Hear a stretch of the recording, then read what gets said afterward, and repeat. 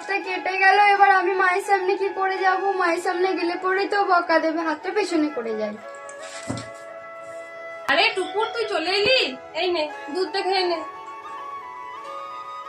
আর শোন, ব্যাগে পয়সা দেওয়া আছে আর লিস্ট দেওয়া আছে, পায়ারটা করে নিয়ে আয়, ঠিক আছে? টুকুর এলো পিছনে হাতটা করে কেন? কিছু তো একটা ব্যাপার আছে।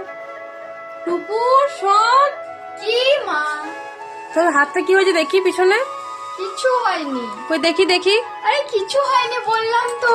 কই দেখি দেখি হাতটা। তোর হাত কেটেছি, কই বলিসনি তো। দাঁড়া, আমি একটু আসছি। মা বাবাদেরকে ভয় করতে নেই, মা বাবারা সন্তানদের মঙ্গল চায়। ব্যথা পেলে মা বাবাকে বলতে হয়। তোমাদের মাও কি আমার মায়ের মতো ভালোবাসে? তাহলে কমেন্টে একটা মা লিখে দিন।